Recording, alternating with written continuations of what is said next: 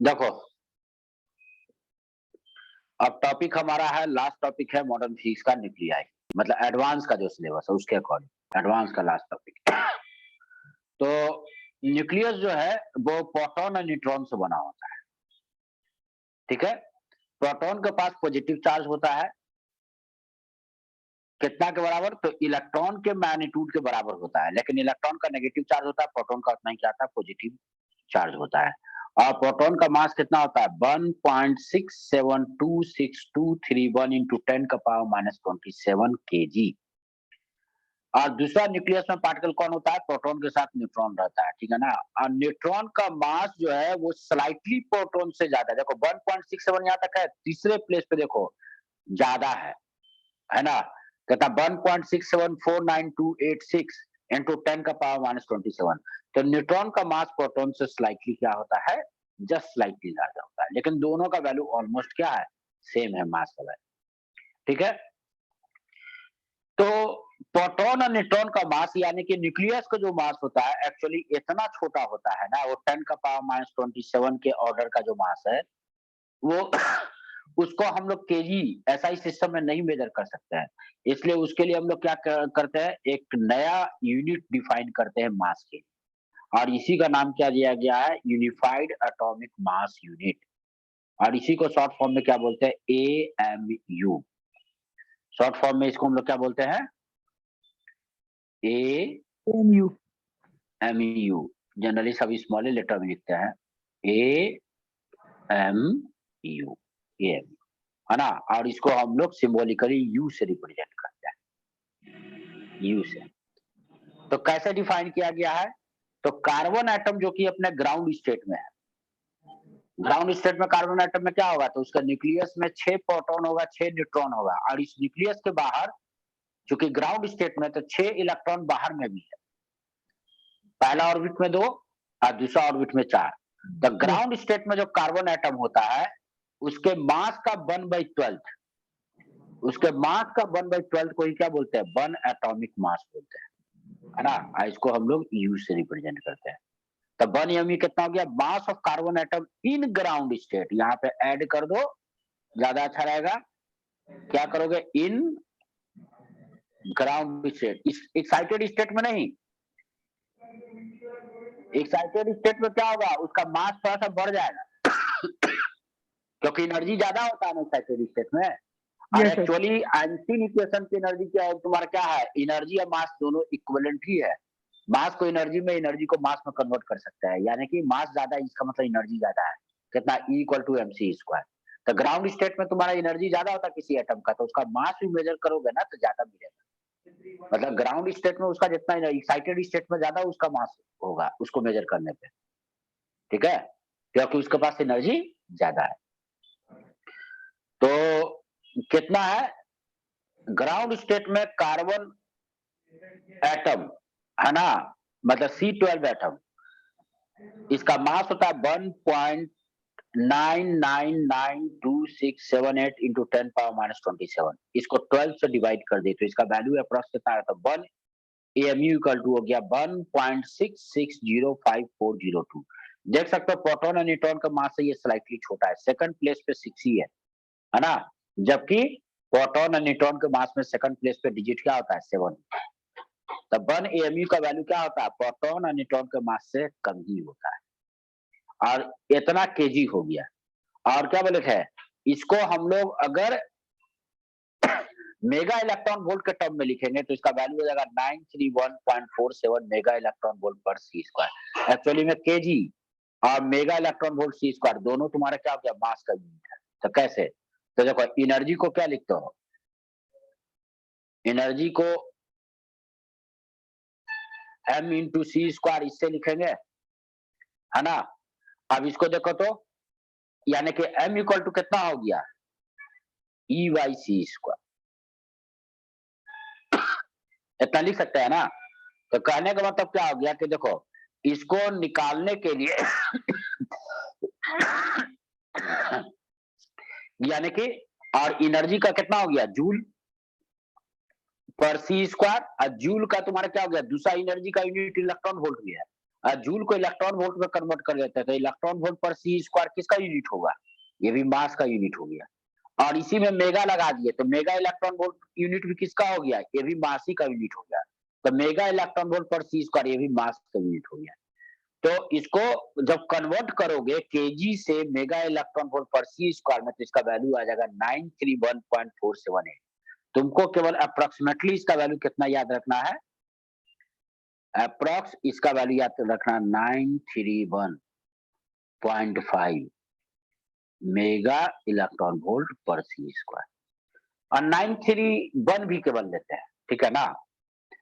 तो क्वेश्चन में अगर 931 अगर बोलेगा यूज करने के लिए तो 931 ही यूज करेंगे, और नहीं दिया हुआ है तो 931.5 यूज करेंगे, ठीक है?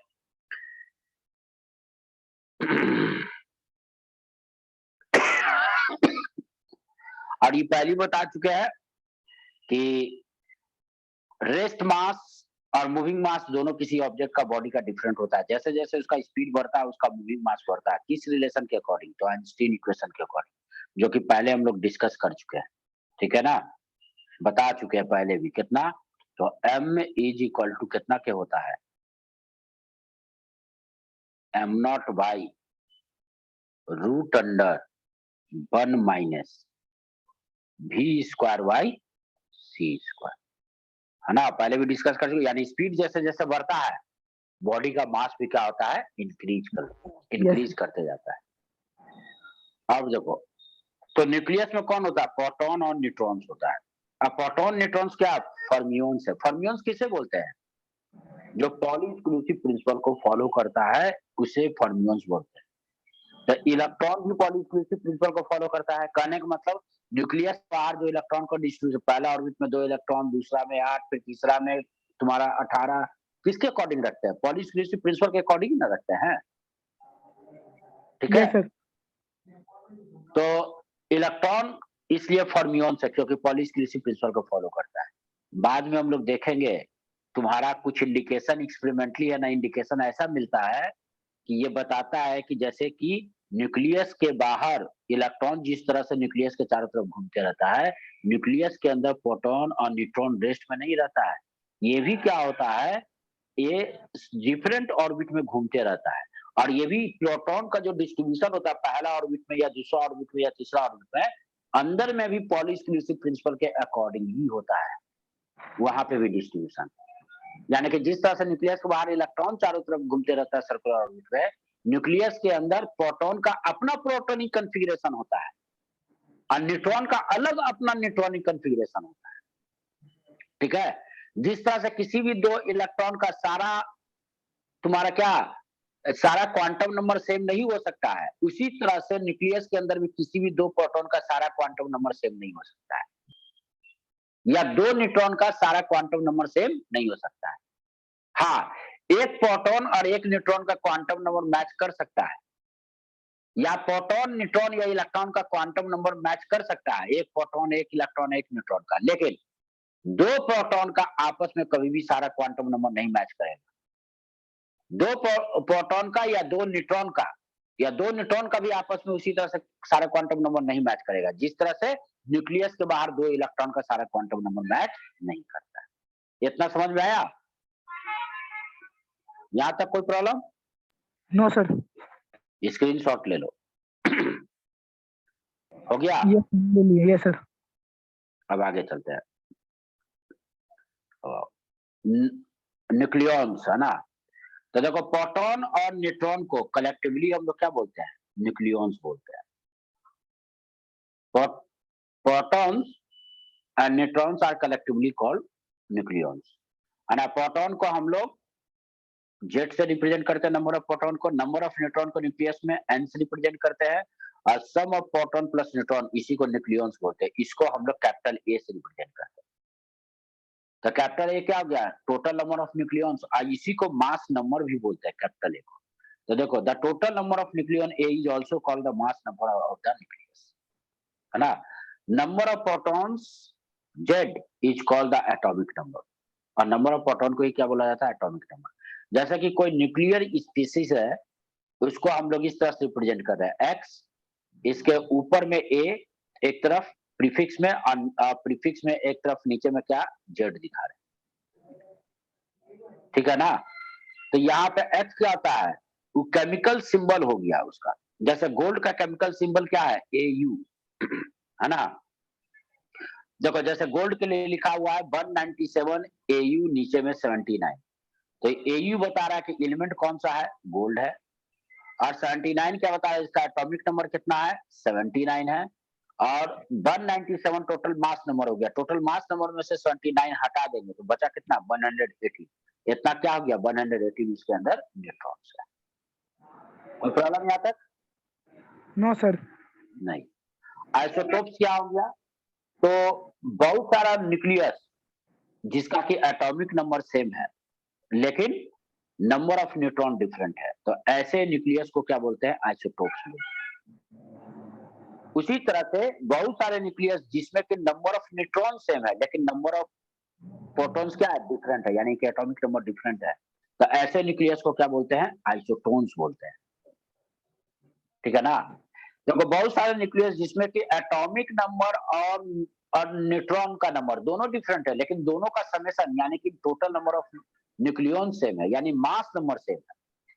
तो all the nucleus with the same mass number, इसे हम लोग क्या बोलते हैं, आइसोबार्स बोलते हैं, है ना। यानी मास नंबर सेम है तो बार क्या मास से रिलेट करते हैं, यानी कि दोनों का मास क्या होगा, सेम होगा न्यूक्लियस का, ऑलमोस्ट एग्जैक्ट सेम भी नहीं, मतलब ऑलमोस्ट सेम होगा। लेकिन एटॉमिक नंबर हो सकता है कि डिफर करे या उसका एटॉमिक नंबर और साथ में तुम्हारा नंबर ऑफ न्यूट्रॉन दोनों न्यूक्लियस का में भी डिफरेंट हो, ठीक है।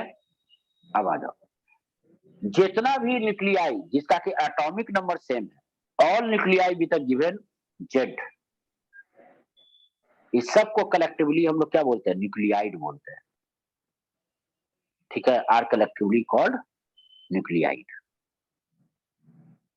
बताओ कोई प्रॉब्लम किसी को? No sir. नहीं। स्क्रीनशॉट ले लो। ले लिया? एक सेकंड सर। ये सर। आगे बढ़ते हैं, अब न्यूक्लियर साइज की तरफ आते हैं। तो देखो एक्सपेरिमेंटली क्या देखा गया है कि वॉल्यूम ऑफ न्यूक्लियस जो है वो मास नंबर के प्रोपोर्शनल है। हाइड्रोजन एटम को देखा गया, हीलियम को देखा गया, इस तरह से कोई भी एलिमेंट को उठा के देखा गया तो ये देखा गया कि उसका वॉल्यूम जो है वो directly proportional to mass number के। तो अगर मान लेते हैं कि न्यूक्लियस का रेडियस अगर r है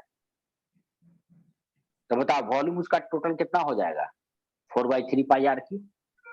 और ये वॉल्यूम किसके प्रोपोर्शनल, उसके मास नंबर के, है ना।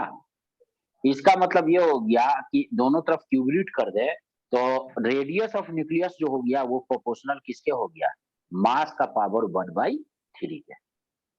प्रोपोर्शनलिटी साइन हटाएंगे तो एक कांस्टेंट आएगा जिसे हम लोग क्या आर नॉट को रिप्रेजेंट करते हैं। आर नॉट का वैल्यू देखो एससी वर्मा में पहले ये 1.1 ही था लेकिन अब जनरली अधिकतर बुक में या नेट पे देखो 1.2 दिया रहता है, तो 1.2 यूज करो। इस कांस्टेंट का वैल्यू कितना होता है, इस कांस्टेंट का वैल्यू होता है 1.2 इंटू 10⁻⁻15 फर्मी, ठीक है। और इसको शॉर्ट फॉर्म में एफएम लिखते हैं, फर्मी को, ठीक। अब इसी पे बेस्ड ये क्वेश्चन है, तुम्हें क्या निकालना है, जी किसको बोलते हैं, गैलियम को, जर्मेनियम को सर। जर्मेनियम को, ठीक है। तो जर्मेनियम का तुम्हारा मास नंबर पता है, तुमको क्या कैलकुलेट करना है, उसका रेडियस निकालना है, ठीक है। तो रेडियस निकालने पे तो रेडियस कितना हो जाएगा, as r equal to r naught a⁻1/3। तो ये कितना हो गया, r नॉट को रफली 1.2 इंटू 10⁻⁻15, ठीक है। ये इनटू मास नंबर कितना है 70 का पावर 1/3, इसको कैलकुलेट कर लोगे वैल्यू, यहाँ से तुम्हारा आंसर आ जाएगा, है ना, मीटर में, इतना मीटर। कोई प्रॉब्लम? No sir. नहीं तो स्क्रीनशॉट लो इसका।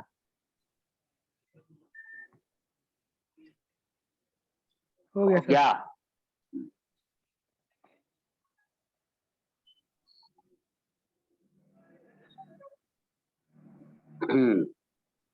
अब आगे आता है,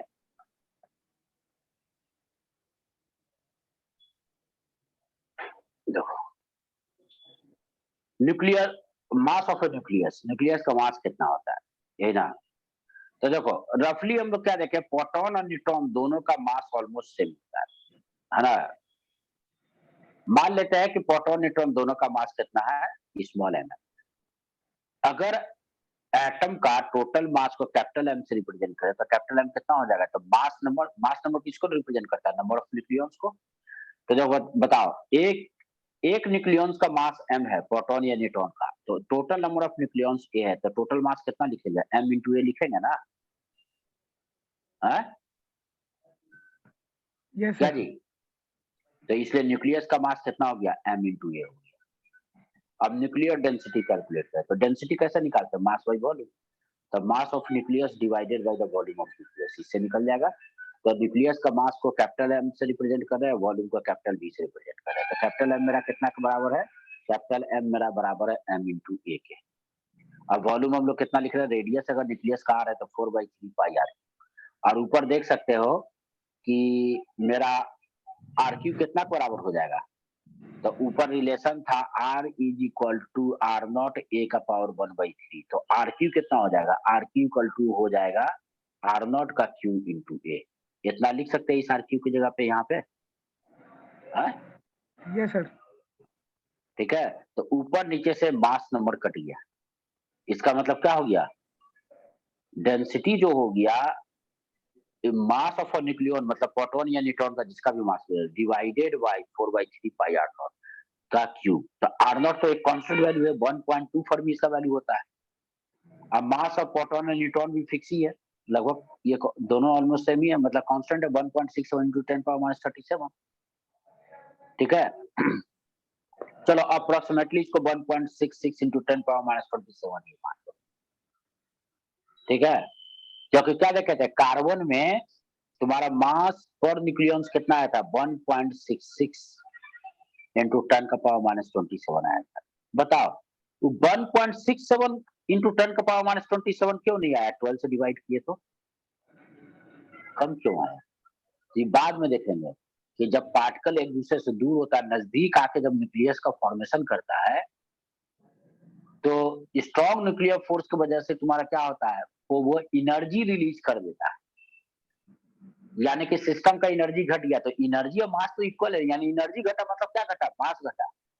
कहने का मतलब 6 प्रोटॉन 6 न्यूट्रॉन और 6 इलेक्ट्रॉन का मास जितना है, अलग अलग जब इंडिविजुअल है अलग अलग है, जब एक साथ कंबाइंड होकर 6 प्रोटॉन और 6 न्यूट्रॉन जब एक साथ आ जाएगा, तो इसका मास पहले से कम हो जाएगा जब न्यूक्लियस का फॉर्मेशन हो जाएगा, क्योंकि न्यूक्लियस का फॉर्मेशन में एनर्जी रिलीज होता है, किसकी वजह से, ड्यू टू न्यूक्लियर फोर्स।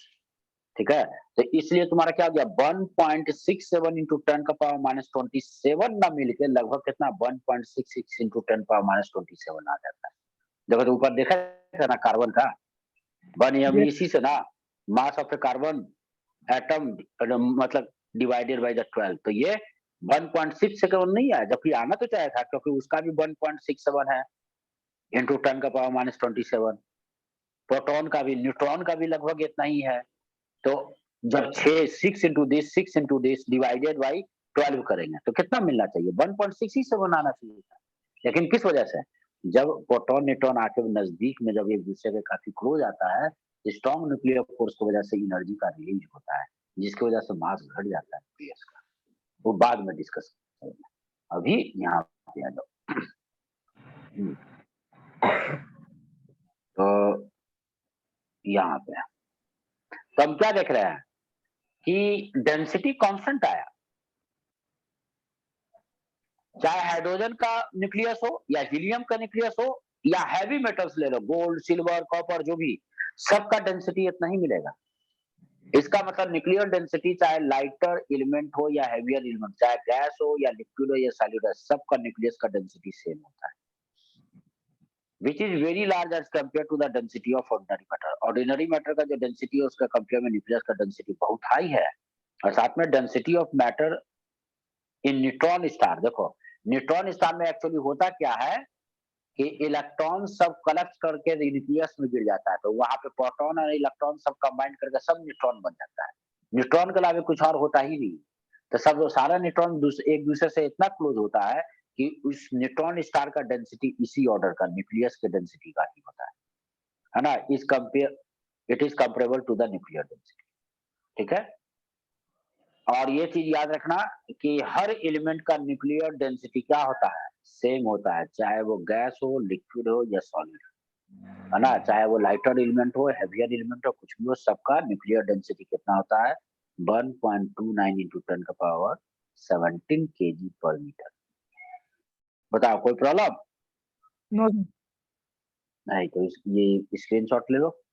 एक सेकंड सर।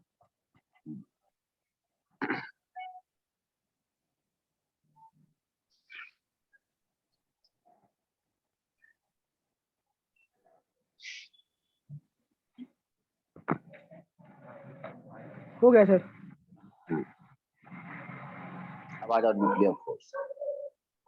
तो न्यूक्लियस के अंदर प्रोटॉन और न्यूट्रॉन्स होता है। हैवी मेटल में एक से ज्यादा प्रोटॉन्स होता है। अब प्रोटॉन के बीच में चूंकि ये पॉजिटिव चार्ज है, रिपल्सिव फोर्स होगा। और ये न्यूक्लियर ऑर्डर में मतलब नहीं, वहां पे जो दो प्रोटॉन के बीच में सेपरेशन जो तुम्हारा फर्मी का ऑर्डर का है, ठीक है ना, इतना स्ट्रॉन्ग रिपल्सिव इलेक्ट्रोस्टैटिक फोर्स होगा, उसको तुम्हारा ऐसे भी हम लोग देख चुके हैं। ग्रेविटेशनल फोर्स के कंपेयर में इलेक्ट्रोस्टैटिक रिपल्सन दो प्रोटॉन या इलेक्ट्रॉन का 10 का पावर 40 टाइम्स होता है, 10 का पावर 40 टाइम्स। तो यानी मास की वजह से जो ग्रेविटेशनल अट्रैक्शन है दो प्रोटॉन या न्यूट्रॉन के बीच में, वो इतना कम है कि इलेक्ट्रोस्टैटिक रिपल्सन को नहीं काउंटर बैलेंस कर सकता है। इसका मतलब कि जब फर्मी के ऑर्डर पे जब पार्टिकल सब पहुंच जाता है, तो ग्रेविटेशनल मास के वजह से जो ग्रेविटेशनल फोर्स होता है, चार्ज की वजह से जो इलेक्ट्रिक फोर्स होता है, इसके अलावे यानी कि कोई और प्रॉपर्टी एक्ट करता है पार्टिकल के बीच में, जिसकी वजह से न्यूक्लियर फोर्स ऑपरेट होता है। क्योंकि अगर ये न्यूक्लियर फोर्स नहीं ऑपरेट करेगा तो दो प्रोटॉन जो इलेक्ट्रोस्टैटिक रिपल्सन की वजह से एक दूसरे से दूर जाना चाहेगा, वो न्यूक्लियस के अंदर एक साथ रह ही नहीं सकता है। जबकि न्यूक्लियस में तो एक से ज्यादा प्रोटॉन्स होता है। इसका मतलब कि इलेक्ट्रोस्टैटिक रिपल मतलब कि तुम्हारा इलेक्ट्रोमैग्नेटिक फोर्स और ग्रेविटेशनल फोर्स के अलावे भी कोई फोर्स है, जो कि टाइप ऑफ फोर्स में बता चुके हैं ना, एक न्यूक्लियर फोर्स पर है जिसे स्ट्रॉन्ग न्यूक्लियर फोर्स बोलते हैं। तो स्ट्रॉन्ग न्यूक्लियर फोर्स तुम्हारा क्या है, इसका प्रॉपर्टी कि जब दो पार्टिकल के बीच में सेपरेशन 10 फर्मी से कम होता है, दो पार्टिकल करने का मतलब, ठीक है ना, ये प्रोटॉन या न्यूट्रॉन या कोई भी दो पार्टिकल के बीच में जब सेपरेशन 10 फर्मी से कम होता है, तो उसके बीच में तुम्हारा न्यूक्लियर फोर्स एक्ट करता है। और क्या देखते हैं कि ये न्यूक्लियर फोर्स 10 फर्मी से 0.5 फर्मी के बीच में ये अट्रैक्टिव नेचर का होता है। देखो ये नीचे है, नेगेटिव है, और नेगेटिव फोर्स किसको रिप्रेजेंट करता है, टुवार्ड, यानी कि अट्रैक्टिव फोर्स। ये अट्रैक्टिव फोर्स को रिप्रेजेंट करता है। और 10 फर्मी के बाद वैल्यू ऑलमोस्ट जीरो हो जाता है, यानी कि 10 फर्मी के बाद दो प्रोटॉन या न्यूट्रॉन के बीच में न्यूक्लियर फोर्स नहीं ऑपरेट होता है। यानी कि यहाँ पे 10 फर्मी से बड़ा डिस्टेंस क्या हो गया, न्यूक्लियस के लिए इंफिनिटी हो गया। और 0.5 फर्मी पे न्यूक्लियर फोर्स का वैल्यू जीरो हो जाता है दो प्रोटॉन या न्यूट्रॉन के बीच में, देख रहे हो। और 0.5 फर्मी से कम सेपरेशन होने पे ये अट्रैक्टिव फोर्स ऊपर रिपल्सिव फोर्स में कन्वर्ट हो जाता है। रिपल्सिव फोर्स में। और ये देख रहे हो बहुत तेजी, इसका स्लोप बहुत लार्ज है, मतलब बहुत तेजी से रिपल्सिव फोर्स उसके बाद बढ़ता है। इसका कहने का मतलब ये हो गया यानी कि न्यूक्लियस में दो न्यूट्रॉन्स 0.5 फर्मी से ज्यादा नजदीक नहीं आ सकता, क्योंकि इससे नजदीक जैसे ही आएगा तो उसके बीच में रिपल्सन होगा, है ना, तो एक दूसरे को वो दूर कर देगा। और इससे 0.5 फर्मी से ज्यादा डिस्टेंस पे होगा तो दोनों के बीच में क्या होगा, अट्रैक्शन होगा, दोनों एक दूसरे को खींचेगा। तो दो न्यूट्रॉन के बीच में तुम्हारा क्या जो होगा, वो 0.5 फर्मी पे दो न्यूट्रॉन रहना चाहिए कि ना अट्रैक्शन हो ना ही रिपल्सन हो, तभी ना इक्विलिब्रियम में रेस्ट में रहेगा। यस लेकिन सर। अगर दो प्रोटॉन्स होगा दो प्रोटॉन्स है, तो दोनों प्रोटॉन जो है एक दूसरे को रिपेल कर रहा है, किसकी वजह से? Due to electrostatic force Fe, electrostatic force. तो नहीं जा पा रहा है, क्यों? क्योंकि न्यूक्लियर फोर्स Fn अंदर की तरफ है, यानी कि न्यूक्लियर फोर्स इसे काउंटर बैलेंस कर लिया है ना, यानी कि अट्रैक्टिव नेचर का होना चाहिए, यानी कि दो प्रोटॉन के बीच में गैप जरूर 0.5 फर्मी से बड़ा होगा और 10 फर्मी से छोटा होगा, तब ना अट्रैक्टिव नेचर का फोर्स आएगा। यस और सर। हम लोग क्या देखते हैं कि लगभग ये लगभग 1 फर्मी के आसपास, 1 फर्मी के आसपास ये जो फोर्स होता है वो 50 से 60 टाइम्स स्ट्रॉन्गर होता है, किससे? Time stronger than EM force, मतलब इलेक्ट्रोमैग्नेटिक फोर्स। यानी कि दो प्रोटॉन के बीच में जो इलेक्ट्रोस्टैटिक जो रिपल्सन है उससे 50 से 60 टाइम्स ज्यादा स्ट्रॉन्गर होता है 1 फर्मी के आसपास में। फिर ज्यादा नजदीक करोगे तो घटने लगेगा फोर्स, दूर भी करोगे तो घटने लगेगा force.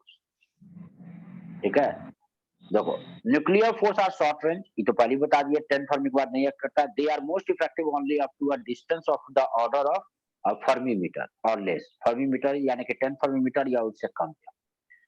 The nuclear force between the two nucleons decreases rapidly as separation between them increases. ठीक है, जब सेपरेशन बढ़ता है तो ये काफी तेजी से न्यूक्लियर फोर्स देखो डिक्रीज करता है and become negligible at a separation more than 10 Fermi. However the nuclear force do not obey the inverse Sparta.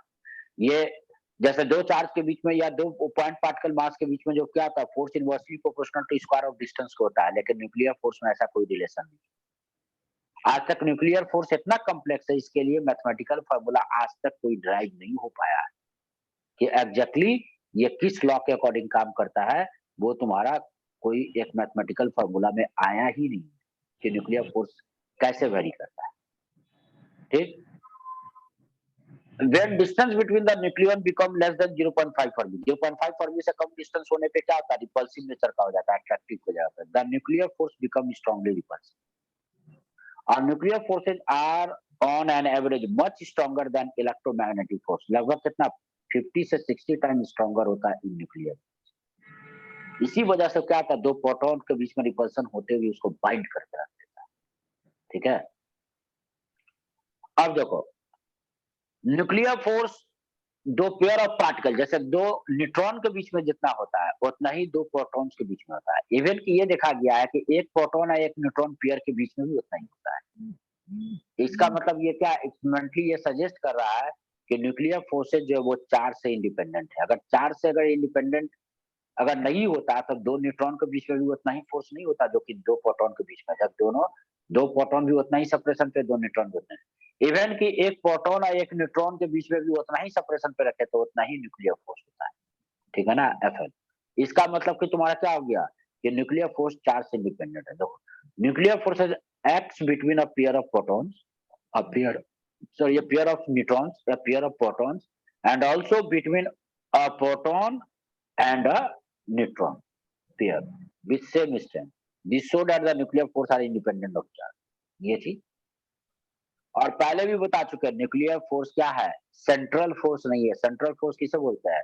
दो पार्टिकल को जो लाइन ज्वाइन करता है, अगर फोर्सेज इसी लाइन पे है ना, या तो अट्रैक्टिव नेचर का हो या रिपल्सिव नेचर का, तो ऐसे फोर्स को सेंट्रल फोर्स बोलते हैं। तो ग्रेविटेशनल फोर्स अट्रैक्टिव नेचर का होता है, जबकि इलेक्ट्रोस्टैटिक फोर्स अट्रैक्टिव रिपल्सिव दोनों होता है। लेकिन एक्ट किधर करता है? दोनों चार्ज पार्टिकल को जो लाइन ज्वाइन करता है उसी लाइन पे होता है। तो इसलिए ग्रेविटेशनल फोर्स और न्यूक्लियर फोर्स दोनों का दोनों कैसा फोर्स है? सेंट्रल फोर्स है। जबकि न्यूक्लियर फोर्स में नहीं देखा गया कि दो न्यूक्लियर पार्टिकल को जो लाइन ज्वाइन करता है ना, चलो ये न्यूट्रॉन और ये न्यूट्रॉन, तो इन दोनों के बीच में तुम्हारा क्या, देखो फोर्सेस क्या, न्यूटन थर्ड लॉ को ओबे करता है, इक्वल एंड अपोजिट होगा। देखो इस पे एफ इधर लग रहा है न्यूक्लियर फोर्स, तो इस पे उतना ही इक्वल एंड अपोजिट इधर लग रहा है। जरूरी नहीं है कि ये लाइन पे हो, लाइन पे भी हो सकता है और लाइन पे नहीं भी हो सकता है। इसका मतलब ये हुआ कि न्यूक्लियर फोर्स जो है वो सेंट्रल फोर्स नहीं है। समझा सेंट्रल फोर्स का मतलब क्या होता है? Yes sir. ठीक है। सर हाँ जी। इनवर्स स्क्वायर लॉ क्या है? अरे इनवर्स स्क्वायर लॉ तुम्हारा क्या देखे थे भैया, तुम गजब करता है। GMM/R², यही ना इनवर्स स्क्वायर हो गया।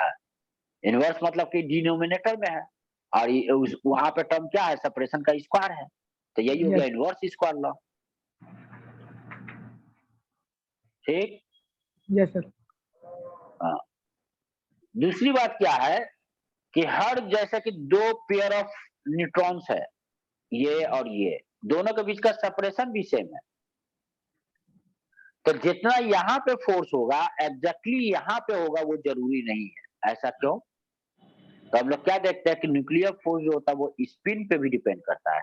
अगर दो न्यूट्रॉन सेम डायरेक्शन में अगर स्पिन कर रहा है, सेम डायरेक्शन में अगर स्पिन कर रहा है, तो इसके बीच में फोर्स ज्यादा स्ट्रॉन्गर होता है। और वही तुम्हारा क्या, दो इलेक्ट्रॉन अगर अपोजिट डायरेक्शन में अगर स्पिन कर रहा है, तो इसके बीच में फोर्स सबसे कम होता है।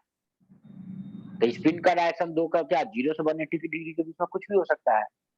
तो देखो, the nuclear force depend upon the direction of spin of nucleons. The force is stronger if the spin of the nucleons are parallel and is weaker if the spin are anti parallel. ठीक है। और last one क्या है कि nucleus जो है वो saturation property को शो करता है। क्या हो गया सैचुरेशन प्रॉपर्टी, तो समझो इसको। जैसे कि ये एक न्यूक्लियस हुआ,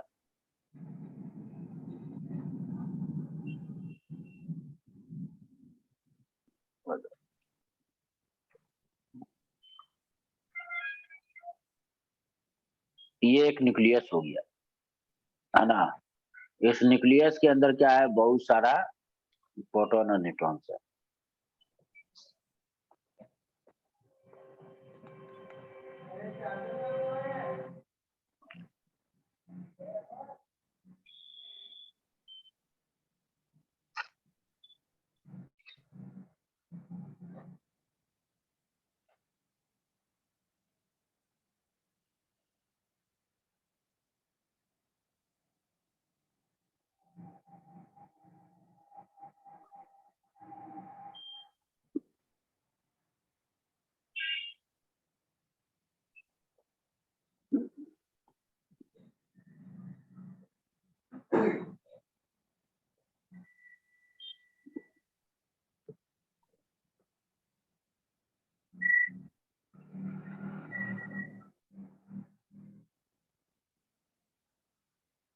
देखो, तो होता क्या है, ये जो पार्टिकल देख रहे हो जिसको सर्कल किया है, इसको चारों तरफ से कौन, केवल ये सब सराउंड किए हुए है ना, इसको हम घेर देते हैं ब्लू कलर से। देखो, ये सब जो पार्टिकल जो चारों तरफ से इसको ये सराउंड किए हुए हैं, तो ये वाला जो पार्टिकल जो है केवल इसी सब पे फोर्स लगाता है, इसी सब के बीच में इसमें अट्रैक्टिव नेचर का फोर्स होगा, है ना। ये तुम्हारा क्या होगा, ये बाहर वाला ये सब न्यूक्लियस पे फोर्स नहीं लगाएगा जो इसको नहीं घेरेगा। उसी तरह से इस न्यूक्लियस पे कौन फोर्स लगाएगा, तो इस न्यूक्लियस पे देखो, इसको दूसरा कलर से दिखा देते हैं फिर बीच में। देखो, ये वाले इसको कौन, इसको ये सब घेरे हुए है ना, है? इस वाले को कौन घेरे हुए है, तो ये सब घेर रखा है। तो ये जो होगा वो इस पे, ये इसको इसको इसको ऐसे फोर्स लगाया, जो जो इसको घेर रखा है। दूर वाले पे नहीं लगाता है फोर्स। जबकि तुम्हारा क्या, पॉजिटिव नेगेटिव चार्ज में हम लोग क्या देखे थे कि चार्जेज या मासेज दूर वाले पार्टिकल पे भी फोर्स लगाता है। कहने का मतलब यहाँ वाला चार्ज इस पे भी फोर्स लगाता है, इस पे भी लगाता है, इस पे भी लगाता है, इस पे भी, सब पे लगाता है ना, है जी, यस है। सर। चार्जेज मासेज स्पेस में जितना भी चार्जेज है, स्पेस में जितना मास है, सब पे लगाता है, वो सब सैचुरेशन प्रॉपर्टी नहीं शो करता है। जबकि न्यूक्लियर पार्टिकल सैचुरेशन प्रॉपर्टी केवल अगल बगल वाला जितना पार्टिकल है बस इसी आपस में बस यही सब एक दूसरे को इंटरेक्ट करता है। ये वाला बीच वाला पार्टिकल, इसको जो बाहर, जो इस सराउंडिंग के जो उसके बाहर है तीसरा लेयर, ठीक है ना, ये इन दोनों के बीच में कोई इंट्रैक्शन नहीं होता है, इन दोनों के बीच में कोई इंट्रैक्शन नहीं होता है। हर जगह यही सिचुएशन है। यही रीजन है कि न्यूक्लियर डेंसिटी क्या होता है, सेम है, क्योंकि उसमें हम लोग क्या एक ग्रेविटेशन में प्रॉब्लम भी किए थे कि तुम्हारा कोई क्या हो गया कि प्रेशर जैसे जैसे क्या हो गया, किसी लिक्विड का, एक लिक्विड का तुम्हारा क्या हुआ, बना हुआ है, कोई स्फीयर बना हुआ है ना, लिक्विड मटेरियल, तो प्रेशर सरफेस पे जीरो है, अंदर जैसे जैसे जाते हैं प्रेशर क्या होता है, बढ़ते चला जाता है ग्रेविटी की वजह से, है ना।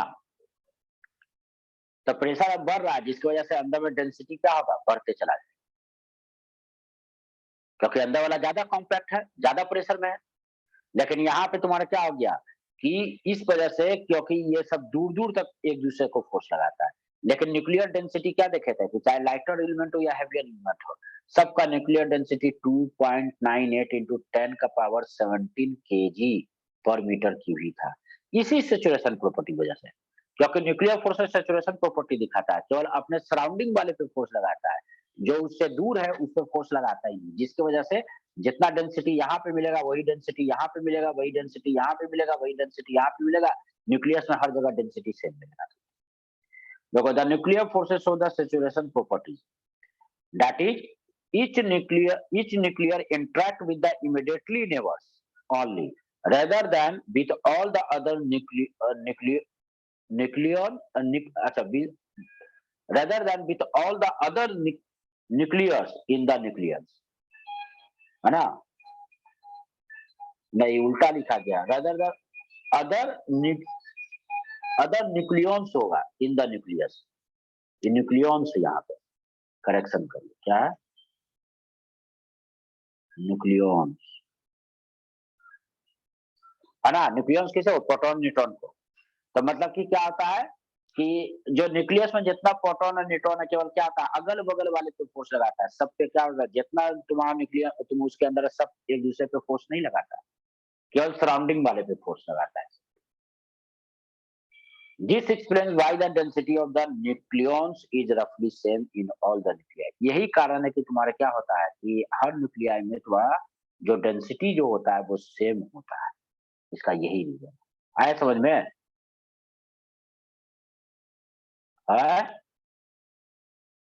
क्या जी यस सर, आया तो स्क्रीनशॉट लो, ले ली सर। ले लिया, अब आगे बढ़ते हैं। अब यहीं से थोड़ा सा टॉपिक अब यही सबसे प्रॉब्लम ज्यादा पूछा जाता है, अब यहाँ से आगे बढ़ते हैं। तो न्यूक्लियर बाइंडिंग एनर्जी क्या है, बाइंडिंग एनर्जी, तो देखो जो वेल सेपरेटेड प्रोटॉन्स और न्यूट्रॉन्स है, कहने का मतलब देखो हम अलग अलग कलर से दिखा देते हैं, प्रोटॉन को हम येलो कलर से दिखा देते हैं,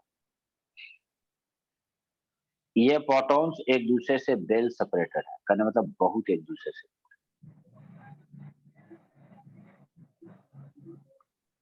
एक दूसरे से बहुत ही दूर,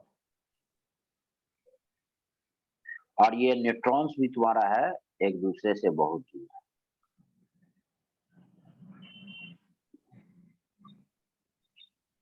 क्या हो गया,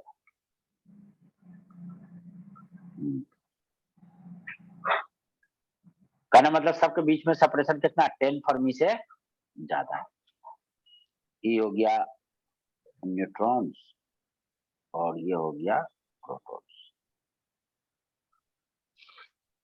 चलो इस सबको एक जगह लाते हैं, जरूरी नहीं है कि नंबर प्रोटॉन न्यूट्रॉन से हो, डिफरेंट भी हो सकता है, डिफरेंट भी, और सबको एक जगह ला के इकट्ठा किए और उससे क्या किए हम लोग, एक न्यूक्लियस बना दिए।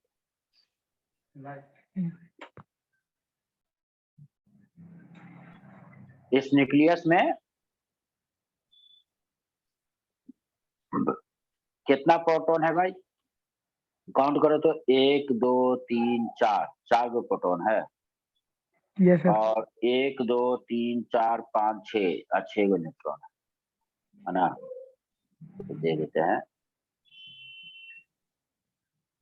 1 2 3 4 5 6 और प्रोटॉन्स भी दे देते हैं 1 2 3 4 गो प्रोटॉन। तो जब ये न्यूक्लियस जब सबको एक जगह इकट्ठा किए, अब सेपरेशन अब सबके बीच में कितना आ गया, फर्मी का ऑर्डर का आ गया।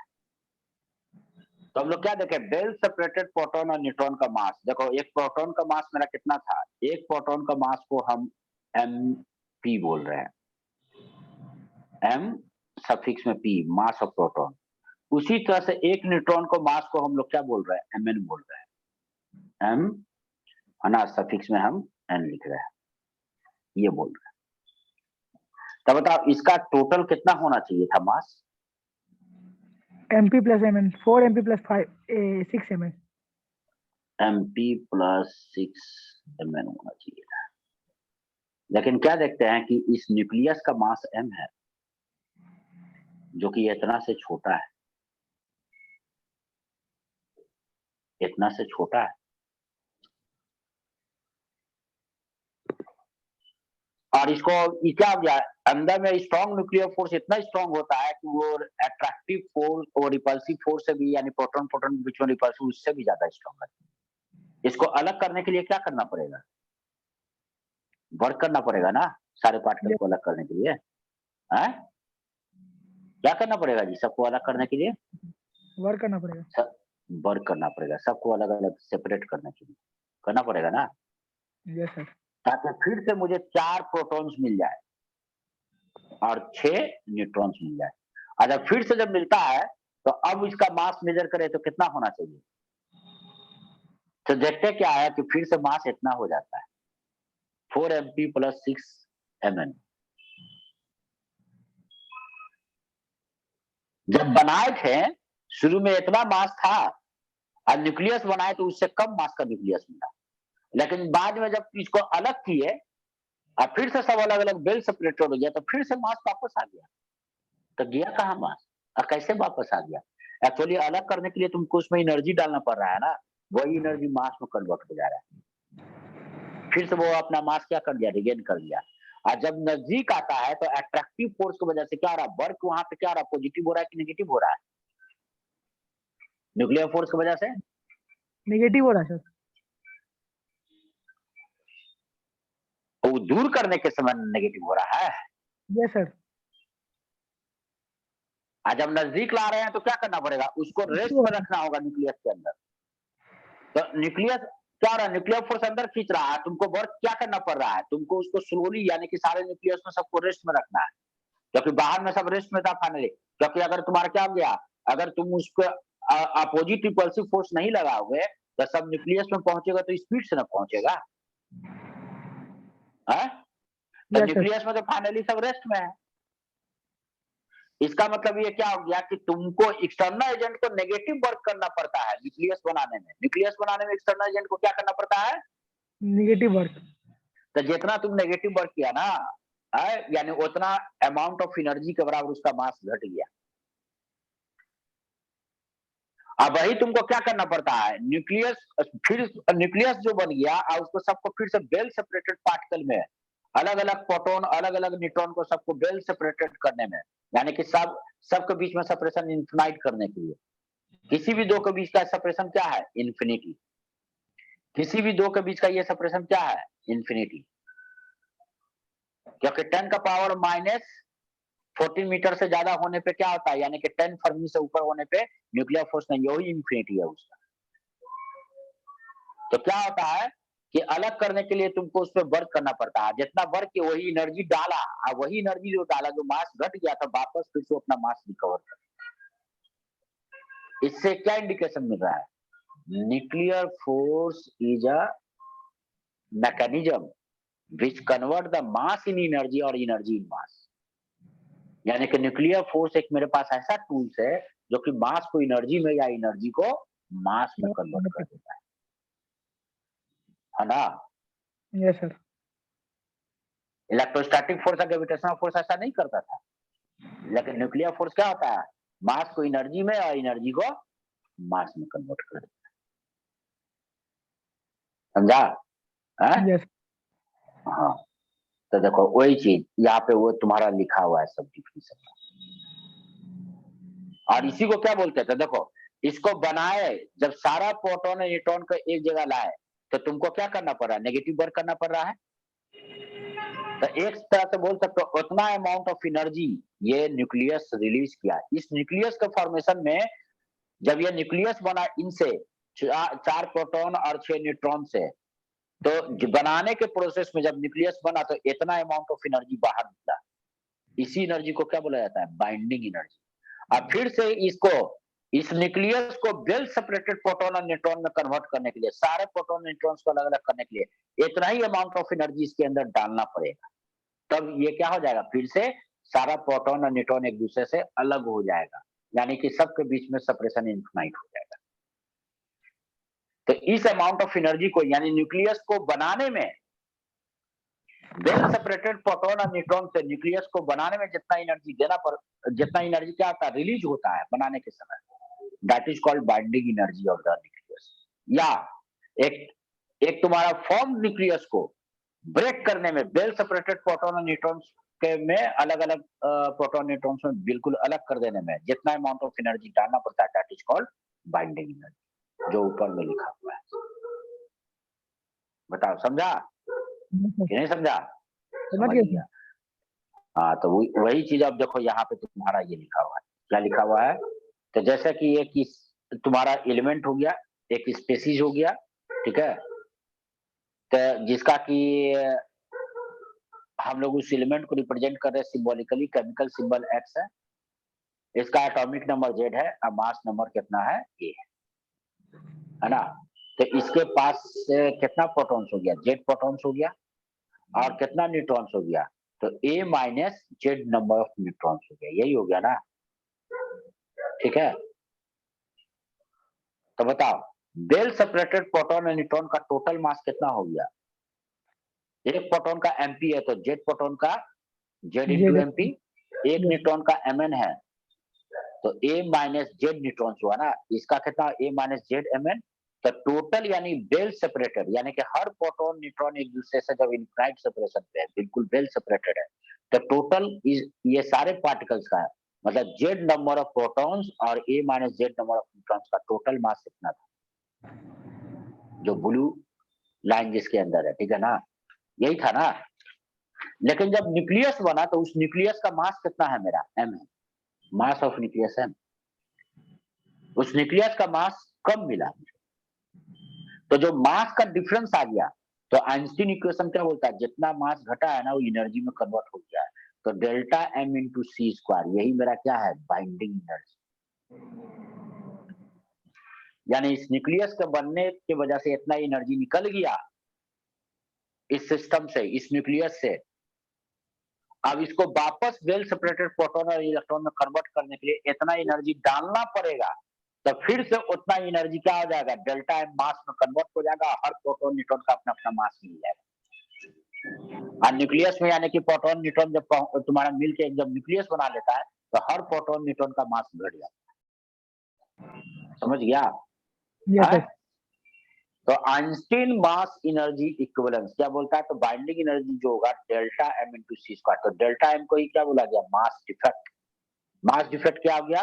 तो आइसोलेटेड, वेल आइसोलेटेड प्रोटॉन और न्यूट्रॉन का जितना मास है और न्यूक्लियस का जितना मास, इन दोनों का जो डिफरेंस हुआ, that is called mass defect. यानी कि एक्चुअली मास तो रहना चाहिए था इतना ही जो सर्कल में घेरा हुआ है, लेकिन इतना ना मिलकर उससे कम मास मिल जाता है, यही तो डिफेक्ट आ गया। यानी न्यूक्लियस के बनने की वजह से मास में कुछ कमी आ गया, कुछ डिफेक्ट आ गया है mass, this is called mass defect, ठीक है ना। तो इसलिए बाइंडिंग एनर्जी कितना हो गया? मास डिफेक्ट में सी स्क्वायर मल्टीप्लाई कर दिए, तो बाइंडिंग एनर्जी हो गया Z M P plus A minus Z M N minus capital M into C square, ये हुआ बाइंडिंग एनर्जी, है ना। तो अब देखो, लेकिन क्या होता है ना कि प्रॉब्लम ये है सबसे बड़ा चीज कि वेल सेपरेटेड प्रोटॉन कभी मिलता नहीं है नेचर में। न्यूट्रॉन तो मिल जाता है क्योंकि न्यूट्रॉन का चार्ज होता नहीं है, वो रिएक्टिव नहीं होता है। तो लेबोरेटरी में या तुम्हारे क्या, या लेबोरेटरी के बाहर कहीं पे भी देखोगे कि एक न्यूट्रॉन मिल जाएगा, लेकिन एक खाली पेट्रोल, एक खाली प्रोटॉन को नहीं देखोगे कभी, ना लेबोरेटरी में या लेबोरेटरी के बाहर कहीं पे भी नहीं देखोगे। वो क्या होता है? हमेशा वो हाइड्रोजन एटम के फॉर्म में रहेगा। क्योंकि उसको जहां इलेक्ट्रॉन मिला तुरंत कैप्चर कर लेगा हाइड्रोजन एटम बना न्यूट्रलिटी के लिए, क्योंकि हर एटम न्यूट्रल रहना चाहता है। और उससे क्या होता है, इलेक्ट्रॉन को पकड़ के जब अंदर खींच लिया ना, तो वहां पे भी वही अट्रैक्टिव फोर्स एक्ट किया, तो उसका भी तो तुम्हारा क्या होता है, एनर्जी घटता है। देखो प्रोटॉन अलग है और इलेक्ट्रॉन अलग है, तो उसका एनर्जी 0 है ना। लेकिन प्रोटॉन इलेक्ट्रॉन एक साथ चलाता है, तो जब वो ग्राउंड स्टेट में कितना एनर्जी हो जाता है, -13.6 इलेक्ट्रॉन वोल्ट, यानी कि प्रोटॉन इलेक्ट्रॉन सिस्टम का एनर्जी घटा जो नया एटम बना। तो सब तो चाहता है स्टेबिलिटी में लाने के लिए, सब चाहता है कि एनर्जी जितना कम कर ले अपना। तो जब तक प्रोटॉन कभी भी क्या होता है कि अकेला एग्जिस्ट नहीं करेगा, हमेशा वो इलेक्ट्रॉन को पकड़ लेगा हाइड्रोजन एटम, तो तुमको सेपरेट प्रोटॉन मिलेगा ही नहीं लेबोरेटरी में। तुम जब भी मास मेजर कर पाएगा तो हाइड्रोजन एटम का मेजर कर पाएगा, प्रोटॉन का अकेला मास नहीं मेजर कर पाएगा। तब हम क्या किए, देखो हम m प्रोटॉन के मास के जगह पे यहाँ पे क्या लिख दिए, देखो ये क्या लिखा हुआ है, मास ऑफ हाइड्रोजन। देखो ब्रैकेट के अंदर में हाइड्रोजन एलिमेंट हो गया, जिसका कि एटॉमिक नंबर 1 है और मास नंबर भी कितना है, 1 दिख रहा है। Yes sir. तो m ये वाला टर्म एक साथ है, देखो इतना टर्म एक साथ है, this is the mass of a hydrogen atom. तो जेड को प्रोटॉन यानी कि जेड हाइड्रोजन एटम का मास ले लिए, तो इसमें प्रॉब्लम क्या हो गया, इसमें प्रॉब्लम बेटा ये हो गया कि इलेक्ट्रॉनों का मास ना ऐड हो गया। सर तुम प्रोटॉन के साथ साथ इलेक्ट्रॉन का मास ऐड कर लिया, इसको हटाना होगा। अब देखो यहाँ पे आ जाओ, ए माने जेड एम एन, इसमें तो कोई प्रॉब्लम नहीं, तो न्यूट्रॉन का मास यहाँ पे भी उतना ही टर्म है, यहाँ पे भी उतना ही। अब देखो तुमको न्यूक्लियस भी वेल सेपरेटेड न्यूक्लियस नहीं मिलेगा। देखते हो कि कहीं लेबोरेटरी में या लेबोरेटरी के बाहर कहीं न्यूक्लियस अकेला पड़ा हुआ नहीं मिलेगा, उसको भी तो वो पॉजिटिव चार्ज है, उसको भी तो जैसे ही इलेक्ट्रॉन मिलेगा ट्रैप करके सीधा क्या करेगा, एटम बना लेगा। तो हम न्यूक्लियस का मास ना मेजर करके हम क्या कर रहे हैं, जो एम वाले न्यूक्लियस से जो एटम बना उसका मास मेजर किए। ये क्या है, एम वाले मास का न्यूक्लियस का केमिकल सिंबल क्या है, एक्स है ना जी। Yes sir. तो इस एटम का मास देखो ये क्या है, this is the mass of atom. तो यहाँ पे क्या हो गया, इस एटम में क्या क्या होगा, प्रोटॉन है, न्यूट्रॉन है न्यूक्लियस में, और इसके अलावे जितना प्रोटॉन है उतना ही न्यूक्लियस के बाहर क्या है, इलेक्ट्रॉन रिवॉल्व कर रहा है ना इसमें, यस सर। क्योंकि ये एटम है। तो बताओ कितना इलेक्ट्रॉन यहाँ बढ़ गया, जेड इलेक्ट्रॉन्स। और एटॉमिक नंबर जेड है तो न्यूट्रल रहेगा, तो इसका जेड इलेक्ट्रॉन भी तो बाहर घूम रहा होगा। Yes sir. तो यहाँ पे जेड इलेक्ट्रॉन एक्स्ट्रा है, तो यहाँ पे भी तो मेरा जेड इलेक्ट्रॉन, हर हाइड्रोजन एटम में एक इलेक्ट्रॉन, तो जेड को हाइड्रोजन में के गो इलेक्ट्रॉन हो गया, जेड इलेक्ट्रॉन। तो जितना इलेक्ट्रॉन यहाँ पे बढ़ा, जितना इलेक्ट्रॉन का मास उतना ही इलेक्ट्रॉन का मास यहाँ पे, तो दोनों तो कट न गया। Yes sir. तो इक्वेशन अपने आप बैलेंस हो गया। कहने का मतलब कि तुम कोई भी फॉर्मूला, ये भी इक्वेशन नंबर 1 भी यूज कर सकते हो, इक्वेशन नंबर 2 भी यूज कर सकते हो। हाँ, इक्वेशन नंबर 1 और 2 में अंतर क्या है, तो अंतर बस यही है कि यहाँ पे ये प्रोटॉन का मास है और यहाँ पे ये केवल न्यूक्लियस का मास है, ये एटम का मास नहीं है। ठीक है, वही इक्वेशन नंबर 2 में प्रोटॉन के मास की जगह पे हाइड्रोजन एटम का मास है, तो यहाँ पे न्यूक्लियस के मास की जगह पे क्या है, उस न्यूक्लियस से जो बना है एटम उसका मास। बस अंतर इतना ही, और दोनों से सेम वैल्यू मिलेगा बाइंडिंग एनर्जी का। आया समझ में? Yes sir. ठीक है, तो इससे बेस्ड क्वेश्चन देख लेते हैं ये वाला। सर इसका कैलकुलेशन अप्रोक्सीमेट नहीं कर सकते हैं ना, यही तो इसमें प्रॉब्लम है, इसमें अप्रोक्सीमेशन नहीं चलेगा, क्योंकि इसका डेसिमल का तीसरा प्लेस का भी जो वैल्यू सी स्क्वायर उस सब से जब मल्टीप्लाई होता है ना, मेगा इलेक्ट्रॉन वोल्ट सब, तो कुछ वैल्यू दे देगा। अब उतने का तो डिफरेंस है ना, सर, तो उतना डिफरेंस तीसरा, कैलकुलेट जो तीसरा चौथा प्लेस पे डिजिट है वही तो डिफरेंस मिलता है, समझा उतना कैलकुलेट करेंगे सर। जी, करना पड़ेगा। चलिए आइए, क्या calculate the binding energy of alpha particle, alpha particle का बाइंडिंग एनर्जी निकालना है। अल्फा पार्टिकल क्या गया, हीलियम न्यूक्लियस है, यानी हीलियम न्यूक्लियस का आपका बाइंडिंग एनर्जी निकालना है। इसमें आपका प्रोटॉन का नहीं मास दिया है, किसका मास दे दिया है उसके बदला, हाइड्रोजन एटम का मास दे दिया है। ठीक है, तो कौन वाला फॉर्मूला यूज करेंगे, इक्वेशन नंबर 2 यूज करेंगे 1 के बदला। ठीक है, मास ऑफ न्यूट्रॉन, वो तो दोनों जगह दोनों फॉर्मूला में मास ऑफ न्यूट्रॉन ही रहता है। अब देखिए यहाँ पे एक चीज और, ये हीलियम एटम का तब मास है, यही तो चाहिए। जब हाइड्रोजन एटम का मास यूज करेंगे तो न्यूक्लियस का मास नहीं, तब उस न्यूक्लियस से बने एटम का मास को यूज करना। अब बोल रहा है 1 EMU का वैल्यू देखो क्वेश्चन में दे दिया 931 मेगा इलेक्ट्रॉन वोल्ट पर सी स्क्वायर यूज करना। तो देखो कितना हो गया, तो सबसे पहले मास डिफेक्ट निकाल लेते हैं, डेल्टा है,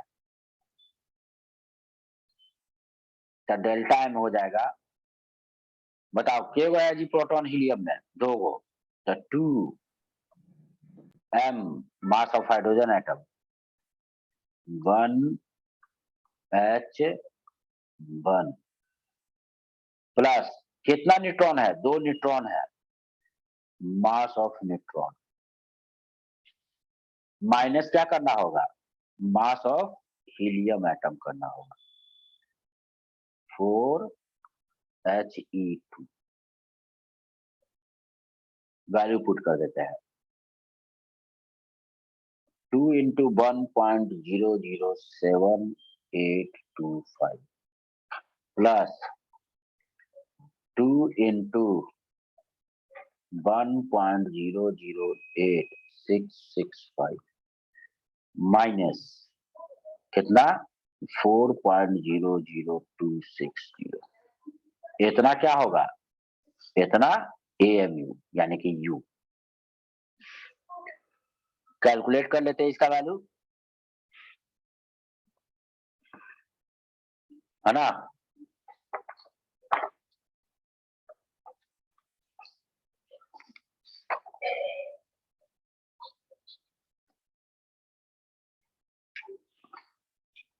कैलकुलेशन करेगा कर लेंगे सर, कैलकुलेटर, हाँ कर लेंगे सर। कर दोगे, चलो ठीक है, ये आ गया। तो बाइंडिंग एनर्जी कितना हो गया, therefore binding energy delta M into C square. ठीक है, अब देखो तुम करोगे क्या, यहाँ से जो भी वैल्यू आएगा ना, है तो ये तो U में है, अब 1U कितना के बराबर है, उधर 1.66 931 मेगा इलेक्ट्रॉन वोल्ट पर सी स्क्वायर, ये ना यूनिट है, ठीक है। तो इसको जब उसमें जब कन्वर्ट करोगे, मल्टीप्लाई करोगे, तो सी स्क्वायर कट जाएगा, सी स्क्वायर और सी स्क्वायर कैंसिल हो जाएगा। कैंसिल हो जाएगा, तो मेगा इलेक्ट्रॉन वोल्ट में वैल्यू मिल जाएगा।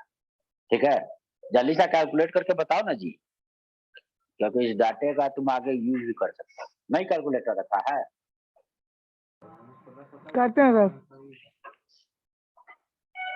चलो नहीं कर देते।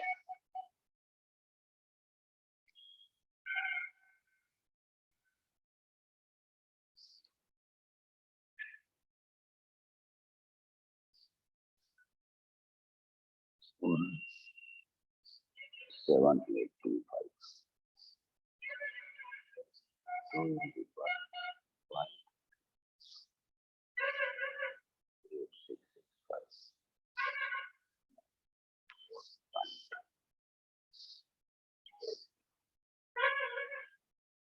ये इसका वैल्यू आ गया 0.03038, है ना U। तो इसका वैल्यू हो गया 0.03038 into 931 mega electron volt, multiply कर देते हैं।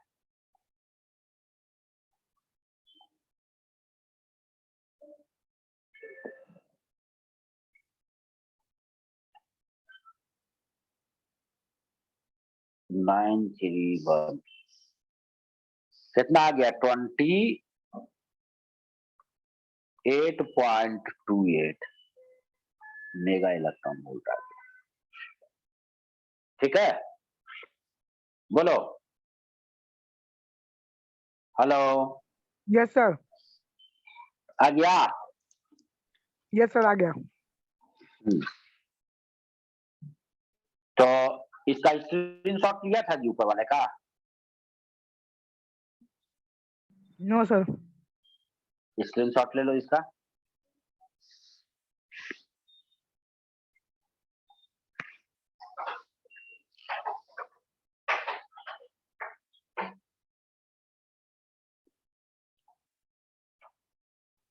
हो गया? हाँ, यस सर।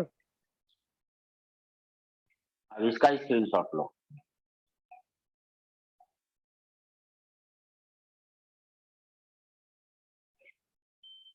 यस सर, हो गया। अच्छा, इसमें एडिशनल चीज निकलवा है, बाइंडिंग एनर्जी फॉर न्यूक्लियन। तब क्या हो जाएगा? देखो, क्योंकि बाइंडिंग एनर्जी से भी ज्यादा इंपॉर्टेंट चीज होता है binding energy for nucleon.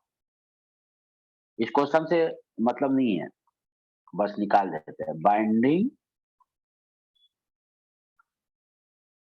Energy per nucleon, यानी BYA कितना आया बीजी? 28.28। अब बताओ हीलियम में कितना न्यूक्लियॉन्स है?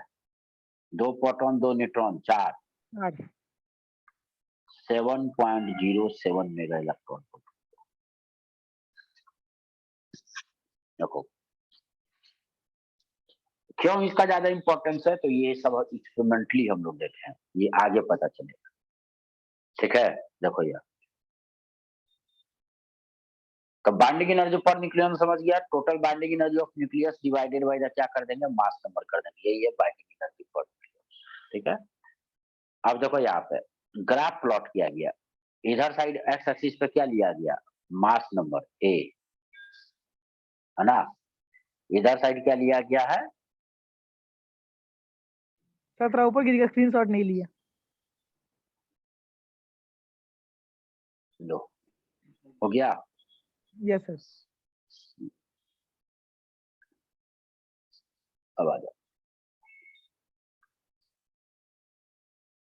इधर साइड हम लोग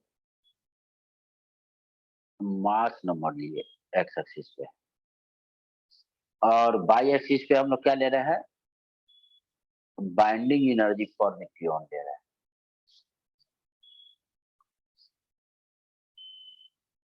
ऊपर के तरफ ले रहे हैं क्या, BYA।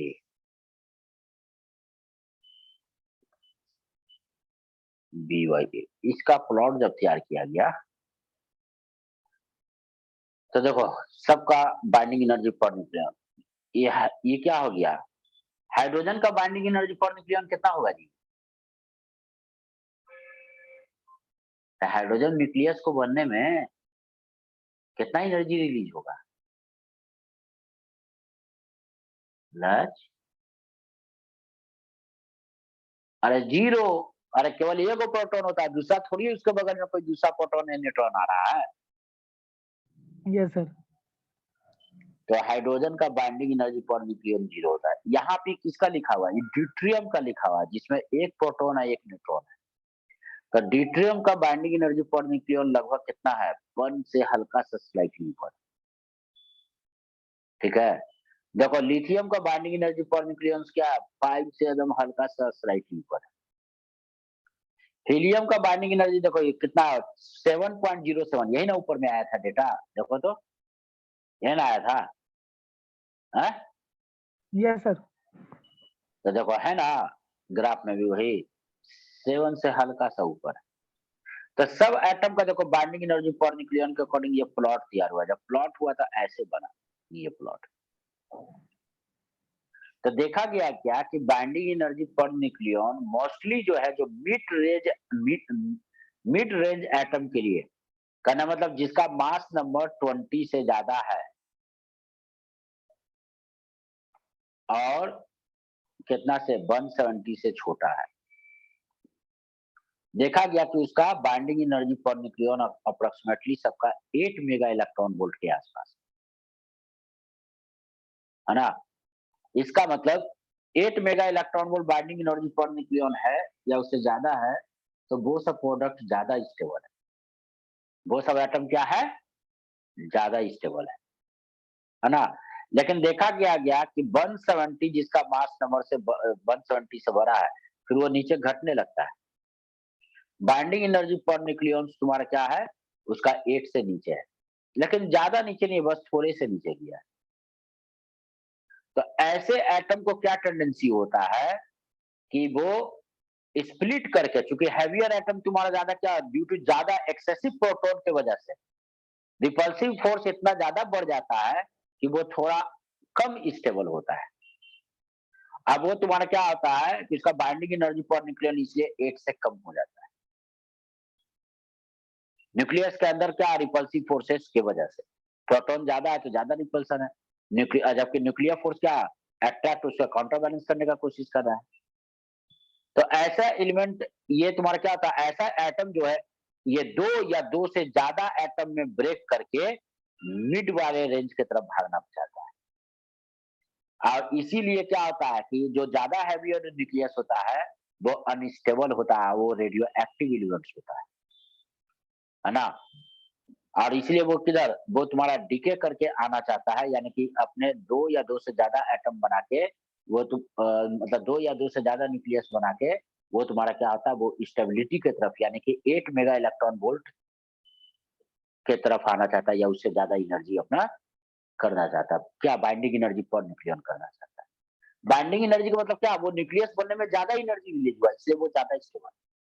तो इसलिए उसको वापस क्या, उस वेल सेपरेटेड प्रोटॉन और न्यूट्रॉन पाने के लिए ज्यादा एनर्जी देना पड़ेगा। तो किसी न्यूक्लियस को तोड़ने के लिए जितना ज्यादा एनर्जी देना पड़ेगा, यानी कि वो ज्यादा स्टेबल है, इसलिए उसको ज्यादा एनर्जी देना पड़ेगा। दूसरा चीज और देखो, इधर जब मास नंबर 20 से कम है तो इधर साइड में देख सकते हो 8 से ये सबका कम है ना।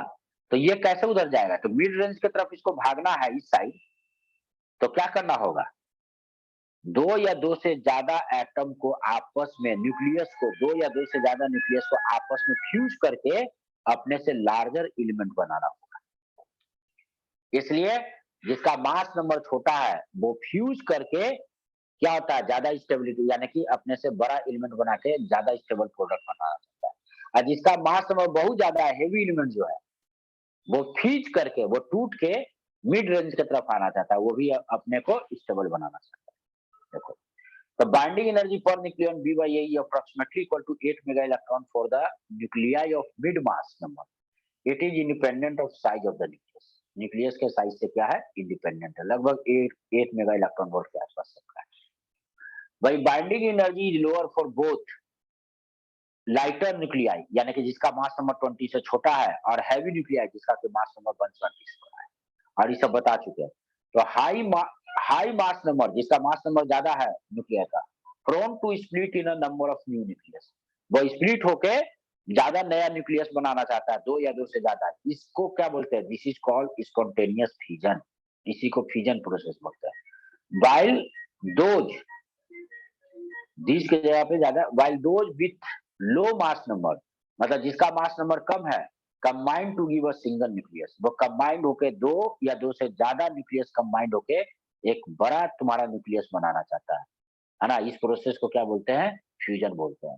तो 2 हाइड्रोजन फ्यूज करके हीलियम बनाता है, उसी तरह से 3 हीलियम फ्यूज करके कार्बन बनाता है, किधर, स्टेबिलिटी के ऊपर की तरफ जाने की। और आयरन क्या है, सबसे ज्यादा स्टेबल है। आयरन का तुम्हारा लगभग 8.8 मेगा इलेक्ट्रॉन वोल्ट होता है बाइंडिंग एनर्जी पर न्यूक्लियन, ठीक है। इसलिए आयरन क्या होता है, इन सब के बीच में सबसे ज्यादा स्टेबल कौन है, आयरन ही, समझा। Yes sir. अब देखो, तो अब दूसरा चीज हम लोग क्या देख रहे हैं, बड़ा इंटरेस्टिंग चीज एक रिजल्ट मिल रहा है। देखो, तो मास नंबर बढ़ रहा है तो बाइंडिंग एनर्जी पर न्यूक्लियंस बढ़ रहा है लाइटर एलिमेंट। लेकिन एक चीज और देखो, हीलियम के तब यानी कि ड्यूट्रियम का मास नंबर 2 है, हीलियम का 4 है, तो ड्यूट्रियम के बाद हीलियम आना चाहिए था, तब ना लिथियम आना चाहिए था 6 पे। ठीक है, फिर इसके ऊपर बोरन है, फिर इसके ऊपर नाइट्रोजन है, लेकिन इसके ऊपर कार्बन चला गया, बीच में क्या होना चाहिए था? वो ये तुम्हारा बोरन और नाइट्रोजन के बीच में ना कार्बन को रहना चाहिए था। Yes sir. इसका मतलब कि तुम्हारा क्या हो गया कि binding energy per nucleon helium का होना चाहिए था ड्यूट्रियम और लिथियम के बीच में, लेकिन इसका ज्यादा है। यानी ये ज्यादा ये हीलियम न्यूक्लियस जब बनता है तो वो लिथियम के कंपेयर में भी ज्यादा एनर्जी निकाल देता है। उसी तरह से जब कार्बन न्यूक्लियस बनता है तो इसे बोरन और नाइट्रोजन के बीच में उसका रहना चाहिए था बाइंडिंग एनर्जी, लेकिन वो नाइट्रोजन के कंपेयर में तुम्हारा क्या होता है, ज्यादा निकाल देता है एनर्जी। इसका मतलब ये क्या हो रहा है, ये इंडिकेशन दे रहा है कुछ सेल स्ट्रक्चर का दे रहा है। जैसे कि हम लोग क्या देखे थे कि जो हाफ फील्ड और फुल फील्ड जो तुम्हारा ऑर्बिटल्स होता है वो ज्यादा स्टेबल होता है, देखा है ना? अरे इलेक्ट्रॉनिक कॉन्फ़िगरेशन पढ़ा ना पॉलिश के लिए प्रिंसिपल। तो हाफ फील्ड और फुल फील्ड वाला क्या होता है, ज्यादा स्टेबल हो जाता है ना? तो वही चीज यहाँ पे हो रहा है। देखो हीलियम में क्या हो गया कि उसका प्रोटॉनिक और न्यूट्रॉनिक दोनों कॉन्फ़िगरेशन फुलफिल हुआ। 2 प्रोटॉन है तो पहला प्रोटॉन दोनों अपने फर्स्ट 1s में चला गया, तो फुलफिल हो गया उसका ऐसा भाई। उसी तरह से न्यूट्रॉन का अपना न्यूट्रॉनिक कॉन्फ़िगरेशन होता है। देखो इलेक्ट्रॉन का अपना अलग इलेक्ट्रॉनिक कॉन्फ़िगरेशन होता है। न्यूक्लियस के अंदर प्रोटॉन और न्यूट्रॉन का दोनों का अपना अलग-अलग होता है। ये नहीं कि प्रोटॉन और न्यूट्रॉन का कंबाइंड कॉन्फ़िगरेशन होता है, नहीं। प्रोटॉन अपना अलग कॉन्फ़िगरेशन बनाता है, प्रोटॉनिक कॉन्फ़िगरेशन, और न्यूट्रॉन अपना अलग बनाता है। तो न्यूट्रॉन भी क्या होता है, फुलफिल हो जाता है। सॉरी, मतलब हाँ, न्यूट्रॉन भी फुलफिल हो गया, वो भी 2 ही न्यूट्रॉन है हीलियम में। तो जिसकी वजह से वो ज्यादा स्टेबल हो जाता है, लिथियम से भी ज्यादा स्टेबल होता है। कार्बन भी कुछ ऐसा ही करता है वो। हाफ फील्ड या फुल फील्ड बना के तुम्हारा क्या हो जाता है, वो ज्यादा स्टेबल बन जाता है न्यूक्लियस के अंदर।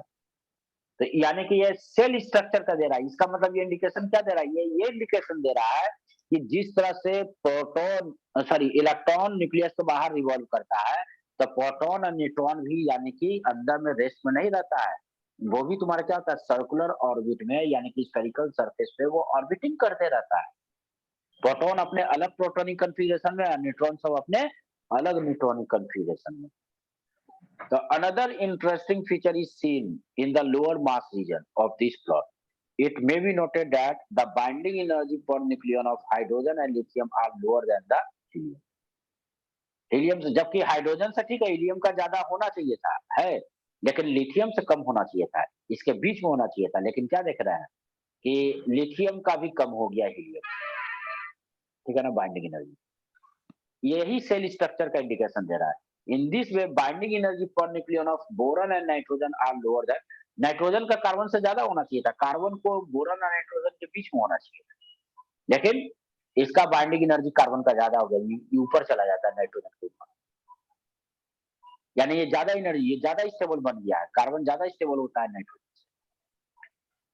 तो दीज एग्जाम्पल मतलब कौन, न्यूक्लियस उसका ज्यादा स्टेबल होता है। These example provide an indication of the existence of a cell structure at the nuclear level very similar to that of the atomic level। यानी कि एटॉमिक लेवल पे जैसा सेल स्ट्रक्चर बाहर में इलेक्ट्रॉनिक कॉन्फ़िगरेशन है, इसका मतलब जरूर न्यूक्लियस के अंदर भी प्रोटॉनिक और न्यूट्रॉनिक कॉन्फ़िगरेशन आया समझ में? Yes sir. तो इसका स्क्रीनशॉट ले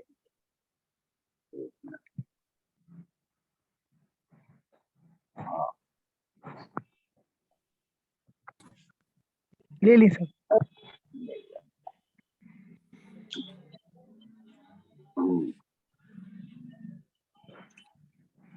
न्यूक्लियर एनर्जी लेवल वही चीज यहाँ पे बताया। देखिए ये एल्युमिनियम न्यूक्लियस का एक एनर्जी लेवल ये दिखाया अंदर में जो तुम्हारा क्या उसका प्रोटॉनिक कॉन्फ़िगरेशन है। देखो ये 1s ऑर्बिटल हो गया, ठीक है ना, यहाँ पे 2s ऑर्बिटल्स हो गया और 2p, इस तरह से सब तुम्हारा 2s और 2p ये सब ऑर्बिटल। ठीक है, उसका एनर्जी लेवल दिया हुआ है, यानी कि अंदर में तुम्हारा क्या है, एल्युमिनियम का क्या होता है कि अपना प्रोटॉनिक और न्यूट्रॉनिक कॉन्फ़िगरेशन के कॉरस्पॉन्डिंग है। The like an atom which exists only in electronic configuration corresponding to discrete stationary state, the nucleus exists in nucleonic stationary state.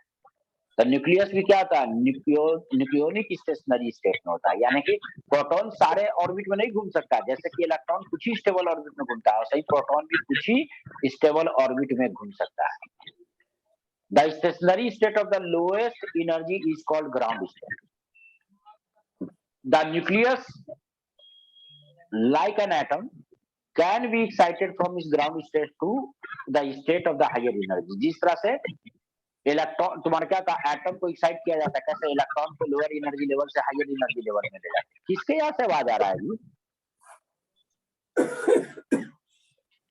उसी तरह से तुम्हारा क्या हो गया कि अंदर में न्यूक्लियस के अंदर प्रोटॉन और न्यूट्रॉन भी वो भी एक्साइट होकर, यानी जब वो तुम्हारा प्रोटॉन को एब्जॉर्ब करता है तो लोअर एनर्जी से हायर एनर्जी तरफ चला है। और जिस तरह से इलेक्ट्रॉन तुम्हारा क्या होता है, एटम में हायर ऑर्बिट से लोअर ऑर्बिट की तरफ आता है तो फोटोन रिलीज करता है, तो न्यूक्लियस के अंदर भी प्रोटॉन और न्यूट्रॉन हायर ऑर्बिट से लोअर ऑर्बिट की तरफ तो वो भी तुम्हारा क्या होता है, फोटोन रिलीज करता है। लेकिन हम लोग क्या देखे थे, दो ऑर्बिट के बीच का एनर्जी डिफरेंस कितना था बाहर में, जो इलेक्ट्रॉन जहां पे जंप करता है इलेक्ट्रॉन वोल्ट के ऑर्डर का लाइटर में, और हैवियर एलिमेंट में किलो इलेक्ट्रॉन वोल्ट, मतलब किलो इलेक्ट्रॉन वोल्ट के ऑर्डर का एनर्जी होता है बाहर इलेक्ट्रॉनिक कॉन्फ़िगरेशन के दो ऑर्बिट के बीच में, स्टेशनरी ऑर्बिट के बीच में। लेकिन न्यूक्लियस के अंदर देखो ये सब ऑर्बिट बहुत क्लोज होता है, प्रोटॉनिक ऑर्बिट और न्यूट्रॉनिक ऑर्बिट, और वहां पे एनर्जी डिफरेंस दो तुम्हारा क्या ऑर्बिट का बीच का मेगा इलेक्ट्रॉन वोल्ट के ऑर्डर का था, बहुत ज्यादा है। यानी हैवी मेटल में जितना किलो इलेक्ट्रॉन वोल्ट का था उससे भी 1000 गुना ज्यादा। तो इसलिए तुम्हारा क्या होता है कि न्यूक्लियस से जो प्रोटॉन निकलता है उसका एनर्जी सबसे ज्यादा होता है, और ऐसे फोटोन्स को क्या बोला जाता है, गामा रेज। गामा रेज से ज्यादा किसी का एनर्जी होता ही नहीं है ना, इलेक्ट्रोमैग्नेटिक रेडिएशन। तो गामा रेज का प्रोडक्शन किसकी वजह से होता है, ड्यू टू न्यूक्लियर डीएक्साइटेशन। न्यूक्लियस के अंदर प्रोटॉन न्यूट्रॉन जब हायर ऑर्बिट से लोअर ऑर्बिट की तरफ जंप करता है तब वो proton figure shows some of the energy level for the aluminum, a typical low mass nuclei.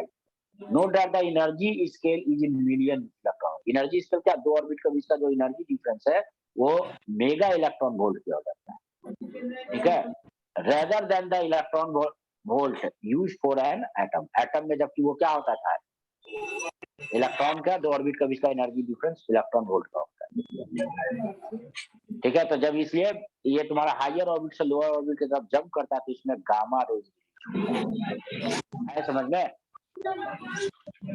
बोलो क्या, अरे किसके यहाँ से आवाज आ रहा है जी, कौन है? शेखर क्या जा रहा है? Shekhar, yes sir.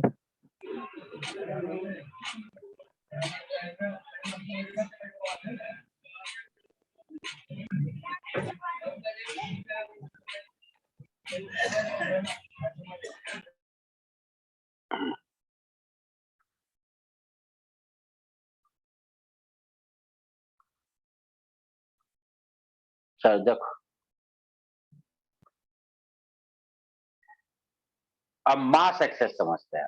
क्या बोले थे कि जब न्यूक्लियस बनता है तो उसका मास जो होता है separate well separated proton electron के मास से क्या होता है, कम या ज्यादा?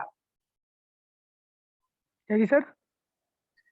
जब किसी न्यूक्लियस का फॉर्मेशन होता है तो न्यूक्लियस का मास जितना प्रोटॉन न्यूट्रॉन मिलकर उसको बनाता है उसके प्रोटॉन न्यूट्रॉन के सारे प्रोटॉन न्यूट्रॉन के मास से वो कम होता है कि ज्यादा होता है, नया वाला जो न्यूक्लियस बना? कम होता है सर। कम होता है ना। अब यहाँ पे देखो जैसे कि कार्बन का हम लोग मास क्या देखे थे, कार्बन का जो मास आया था वो 19 पॉइंट समथिंग था न्यूक्लियस का मास, है ना। जबकि वेल सेपरेटेड प्रोटॉन और न्यूट्रॉन का मास निकालोगे 6 प्रोटॉन 6 न्यूट्रॉन का तो वो ज्यादा मिलेगा। देखो इतना मास, सॉरी ये 1.999 इंटू 10⁻⁻26, इसको 12 से डिवाइड किए तो कितना मिल रहा है, 1.66 1 AMU इसी को बोलते हैं ना। है? जबकि तुम्हारा क्या मास अगर नहीं घटता न्यूक्लियर फोर्स की वजह से, अगर क्या होता मास एनर्जी में नहीं कन्वर्ट होता, तो ये अप्रॉक्स 1.67 इंटू 10⁻27 के आसपास होता ना जी। Yes sir. ये कम हो गया है ना। तो देखो, तो जब न्यूक्लियस बनता है तो सब हर न्यूक्लियस में मास घट जाता है। अब मास हर न्यूक्लियस का घट गया है वेल सेपरेटेड प्रोटॉन और न्यूट्रॉन से। तो अब देखते क्या है, दूसरा एक टर्म तुम्हारा यहाँ पे एक्सप्लेन किया जा रहा है कि अगर एएमयू में मास को रिप्रेजेंट करें, किसमें रिप्रेजेंट करें? एएमयू में। तो हम लोग देखते क्या है कि सेपरेट एटम का जो मास जो होता है, जैसे जो उसका मास नंबर है, कार्बन का एएमयू में लिखे हुआ तो कितना आएगा उसका मास? 12 AMU। 12 एएमयू, बिल्कुल सही। तो उसी तरह से बाकी सबका लिखो, क्योंकि कार्बन से डिफाइन किया गया पिछले, इसका एग्जैक्ट हो गया। तो बाकी सबसे जैसे लिखोगे, जैसे किसी मैग्नीशियम के ले लो, मैग्नीशियम का तुम्हारा कितना है मास नंबर? 12 सर। उनके एटॉमिक नंबर 12। मास सर 24 होना चाहिए, 23 होता है सर, 24 ही। 24 होगा। उसका मास देखोगे तो चलो उसका मास नंबर 24 मान लो फॉर एग्जाम्पल है। 24 से ज्यादा ही होगा, 25 से होगा, ठीक है। चलो फॉर एग्जाम्पल के लिए 25 मान लो है मास नंबर। तो एएमयू में उसका मास जैसे कार्बन का 12 आया था, तो इसका भी क्या होना चाहिए? 25 एएमयू होना चाहिए है। Yes sir. लेकिन कार्बन ज्यादा स्टेबल होता है, वो ज्यादा एनर्जी निकाल देता है, बाकी सब जरूरी नहीं कि उतना निकाल। इसका देखोगे कि मास जो है वो 12.00 करके समथिंग कुछ आ जाए, यानी कि तुम्हारा क्या हो गया, उसका मास नंबर से स्लाइटली ज्यादा हो। अधिकतर एलिमेंट में यही देखोगे कि उसका मास देखना, तो वो जो तुम्हारे पास पीरियोडिक है, एक आध वो एक्सेप्शन है, शायद लगता है सोडियम एक्सेप्शन है, उसका मास जितना है तो उसका मास नंबर से हल्का सा कम। देखो यहाँ पे, तो मास एक्सेस क्या हो गया? तो we define the mass excess, कैसे हम लोग डिफाइन करते हैं मास एक्सेस को? तो मास ऑफ एटम, किस में ले रहे हैं मास ऑफ एटम को? एएमयू में, माइनस मास नंबर, है ना। इसका जो डिफरेंस होता है इसी को हम लोग क्या बोलते हैं? एक्सेस मास। अब मास को एनर्जी के फॉर्म में भी लिख सकते हैं, तो इसको सी स्क्वायर से मल्टीप्लाई कर दिए तो यही क्या हो जाएगा? इतना एनर्जी भी बोल सकते हैं, है ना। मेगा इलेक्ट्रॉन वोल्ट के टर्म में भी हम लोग, क्योंकि mass energy both are the same, mass energy में एनर्जी को मास में कन्वर्ट किया है, समझ में? Yes sir. तो देखो अब यहाँ पे, क्योंकि 1 एएमयू को कितना लिखते हैं? 931 mega electron volt by c square cut गया, तो एनर्जी में कन्वर्ट करके लिखेगा तो 931 m minus A mega electron volt. Energy में नहीं कन्वर्ट करोगे तो केवल m माइनस ए, इतना क्या लिखोगे? एएमयू, इतना यू, ठीक है। अब ये एनर्जी में कन्वर्ट कर दोगे तो 931 केवल फैक्टर मल्टीप्लाई कर देना इसमें, 931 m minus A mega electron volt. अब अगला टर्म है पैकिंग फ्रैक्शन। तो पैकिंग फ्रैक्शन क्या आ गया? Mass excess divided by the mass, इसी को पैकिंग फ्रैक्शन बोला जाता है, ठीक है। तो अब इसी डिफिनीशन पे बेस्ड तुम्हारा ये अगला question, hydrogen atom of mass इतना, हाइड्रोजन एटम का इतना मास, ठीक है। Calculate the mass excess of hydrogen atom and packing fraction. बता दो जी, तो मास एक्सेस कितना हो गया इसका? इसको डेल्टा एम नहीं लिखते हैं, इसको मास एक्सेस ही लिखते हैं। डेल्टा एम मास डिफेक्ट होता है, समझे ना? क्या समझा? यस। मास डिफेक्ट बहुत आ रही है, मास एक्सेस है। मास एक्सेस, ठीक है। इसको हम लिखे m माइनस ए, तो m माइनस ए, है ना, कितना? u।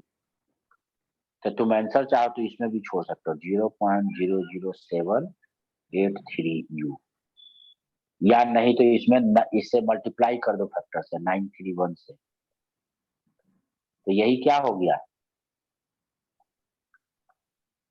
ये मेगा इलेक्ट्रॉन वोल्ट में आ जाए, समझ गया? Yes sir. अब पैकिंग फ्रैक्शन,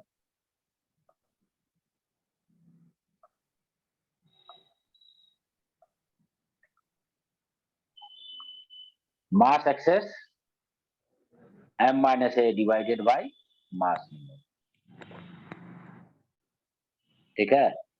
तो ये तो निकाल, नीचे तो मास नंबर तो बने हैं ना, तो कितना गया पैकिंग फ्रैक्शन 0.00783, या तो ये इतना पे छोड़ दो और वही 100 से मल्टीप्लाई कर दोगे तो कितना हो जाएगा 0.783%।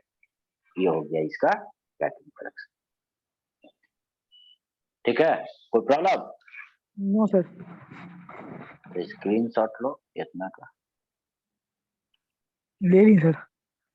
एक मिनट सर कितना और पढ़ाना है? बस जरा सा यस सर। स्क्रीनशॉट ले लो, हो गया? Yes sir. इतना खींचा गया तब जरे से न बचा है। अगला क्लास में सीधा रेडियो एक्टिविटी स्टार्ट हो जाए, बस इतने है, थोड़ा सा एकदम इस चीज को। अब न्यूक्लियर स्टेबिलिटी देखो, न्यूक्लियर स्टेबिलिटी बहुत सारे फैक्टर पर डिपेंड करता है, जिसमें 3 मेन फैक्टर्स है, ठीक है ना। जैसे कौन हो गया, बाइंडिंग एनर्जी पर न्यूक्लियन, ये सबसे इंपॉर्टेंट फैक्टर। हम लोग देखते हैं बाइंडिंग एनर्जी पर न्यूक्लियन जिसका जितना ज्यादा होता है वो न्यूक्लियस उतना ही ज्यादा स्टेबल होता है। आयरन का सबसे ज्यादा 8.8 के आसपास होता है, आयरन सबसे ज्यादा स्टेबल है। फिर न्यूट्रॉन टू प्रोटॉन रेशियो, तो ये देखो, ये जो ग्राफ जो है ना, देखो ये प्लॉट किया हुआ है, इधर साइड देख सकते हो कि एक्स एक्सिस पे क्या है, नंबर ऑफ प्रोटॉन, है ना। बाई एक्सिस पे क्या लिखा गया है, नंबर ऑफ न्यूट्रॉन। तो इसमें से देखो, एक्चुअली में ये बहुत पहले का है, पहले उसमें कितना था पीरियोडिक टेबल, 103 एलिमेंट था, अब तो 118 तक आ गए हैं। तो कहने का मतलब क्या हो गया कि अभी तक जितना भी मतलब कि जो न्यूक्लियस है, कितना 1000 टाइप्स ऑफ न्यूक्लियस हम लोग डिस्कवर कर चुके हैं, जिसका कि एटॉमिक नंबर कहां से कहां तक के बीच में रेंज करता है, 1 से लेके 103। All these element have isotopes, है ना, and as such there are isotope, isotone, isobar, सब मिला के इस तरह से कितना 1000 न्यूक्लियस डिटेक्ट किया जा चुका है। उसमें से केवल 1000 में से 280 न्यूक्लियस जो है वो स्टेबल है, बाकी सब अनस्टेबल है। वो बनता है और तुरंत स्पॉन्टेनियसली क्या हो जाता है, टूट जाता है। तो देखो व्हाइट सर्कल वाला जितना भी है ना इस ग्राफ में, सब अनस्टेबल न्यूक्लियस है। और जो डॉट डॉट जो ब्लैक बोल्ड, जो ब्लैक बोल्ड में देखो, ये सब जो ब्लैक वाला बोल्ड इधर उधर जो है ना, ये सब स्टेबल न्यूक्लियस। तो हम देखते क्या है कि देखो शुरू में ये क्या है, ये इस लाइन का स्लोप जो है वो 1 है, क्यों, क्योंकि n इक्वल टू जेड है। इधर साइड क्या है, इधर साइड तुम्हारा नंबर ऑफ एटॉमिक नंबर है, और इधर साइड क्या है, नंबर ऑफ न्यूट्रॉन्स, है ना। तो इसका स्लोप 1 है। तो शुरू में क्या देखोगे, लाइटर एलिमेंट के लिए प्रोटॉन और न्यूट्रॉन दोनों ऑलमोस्ट सेम होता है। तो यानी कि तुम्हारा न्यूट्रॉन टू प्रोटॉन रेशियो क्या है, लाइटर एलिमेंट के लिए 1 है। लेकिन इसके बाद देख रहे हो कि जो भी स्टेबल न्यूक्लियस है सब इस लाइन से ऊपर है, जैसे जैसे हैवियर न्यूक्लियस की तरफ जा रहा है इसका बढ़ते जा रहा है, ठीक है ना। कहने का मतलब ज्यादा हैवी न्यूक्लियस में प्रोटॉन का नंबर जो होना चाहिए वो, सॉरी, न्यूट्रॉन का जो नंबर होना चाहिए वो प्रोटॉन से ज्यादा होना चाहिए। क्यों, क्योंकि जेड जैसे जैसे बढ़ता जाएगा तो प्रोटॉन के बीच में रिपल्सन बढ़ता जाएगा ना, रिपल्सन की वजह से न्यूक्लियस क्या होगा, थोड़ा अनस्टेबल, मतलब इसका स्टेबिलिटी कम होने लगेगा। अब बहुत ज्यादा प्रोटॉन अगर हो गया ना, तो उसके ज्यादा रिपल्सन को, क्योंकि इस सैचुरेशन प्रॉपर्टी नहीं शो करता, दूरों पे फोर्स लगाता है, तो सारा प्रोटॉन न्यूक्लियस में दूसरे पे फोर्स लगाएगा। और न्यूक्लियर फोर्स तो केवल अगल बगल, केवल क्या नाइबर वाला पे लगाता है, दूर वाला पे लगाता ही नहीं। तो ये बहुत सारा प्रोटॉन मिलके क्या कर देगा कि न्यूक्लियर फोर्स को मतलब कि उसको काउंटर बैलेंस या छोटा कर देगा, तो जिसकी वजह से वो क्या हो जाएगा, प्रोटॉन दूर भाग जाएगा, यानी कि न्यूक्लियस अनस्टेबल रहती है। तो इसलिए क्या होता है कि हम लोग क्या देख रहे हैं, हैवी मेटल में न्यूट्रॉन का नंबर जब प्रोटॉन से ज्यादा था तभी वो स्टेबल रहता है। ये चीज हो गया। तीसरा रीजन क्या है, देखते हैं एक चीज और, कि टोटल 280 क्या बोले, 280 बोले ना कि स्टेबल न्यूक्लियस है, क्या बोले थे, 280 न्यूक्लियस कौन सा, आइसोटोप, आइसोटोन, आइसोबार सब मिला के क्या? हेलो हेलो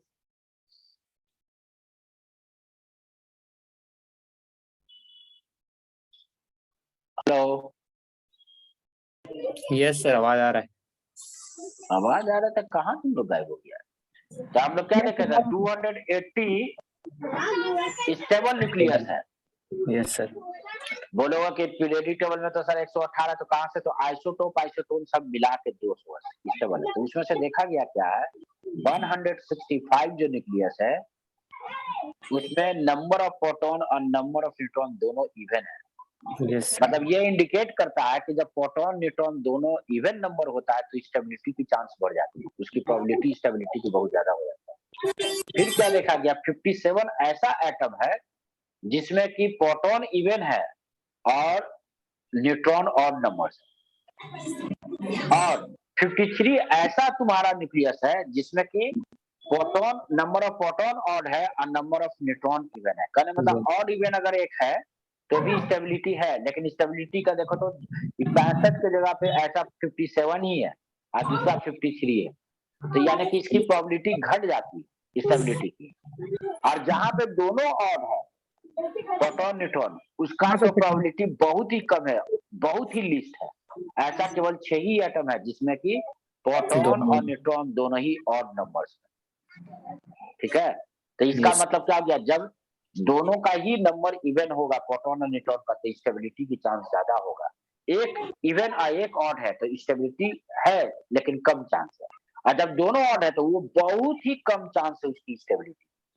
तो ये सब फैक्टर क्या डिसाइड करता है स्टेबिलिटी को। ठीक है, तो आज के लिए इतना ही, स्क्रीनशॉट्स ले लो। यस। कहाँ गया जी? यस सर, यही है सर। नहीं है, तुम भाग गया था बीच में। सर वॉशरूम गए थे सर। अच्छा, चलो लो फोटो लो। ले लिए सर। बोलिए सर, नीचे। चलो अब लास्ट फोटो ये लो।